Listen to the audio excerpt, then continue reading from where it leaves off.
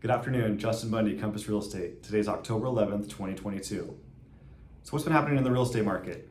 Well, if you're following along, you know as of about 3 months ago, the market started to cool off, started to normalize.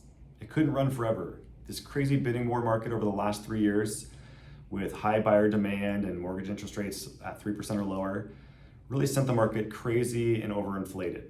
People were bidding not just a premium on a property, they were bidding a premium on a premium. And it wasn't sustainable. It wasn't gonna last forever. So that's where we're at now. Now, as the Fed has moved their rates north to try and curb inflation with the economy, it affects a lot of things.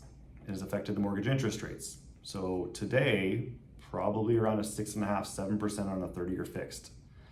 So what I tell buyers though, is if you want to buy a property and you need to move for certain reasons, maybe you have a growing family and you need more space, maybe you want to get out of the city and have a larger yard, maybe you have a job relocation. There's a myriad of reasons.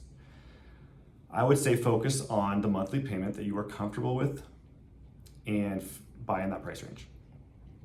Now, you're not going to get stuck in a 30-year mortgage at a 6.5%, 7% forever. You know, mortgage interest rates will come down at some point. We just don't know if it's going to be 1 year, 2 years, 3 years. But the flip side, would you rather buy in a competitive market right now and continue to pay $100,000, $200,000, $300,000 over the list price to get that property? So if you look at it in the short term, you might have to pay a little bit more, but you'll be able to refinance at some point. So go buy the house that you want. Go buy the lifestyle you want, the location you want, and live comfortably with where you want to be.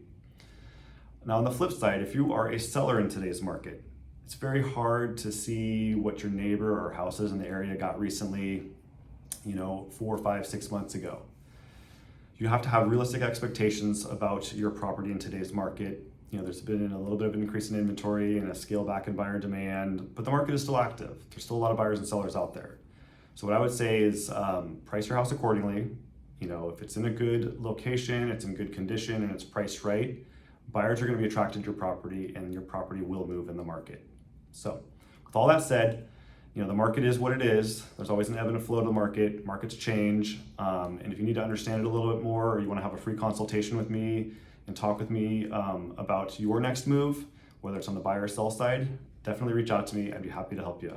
Hope you're all having a good day, and I'll talk with you soon.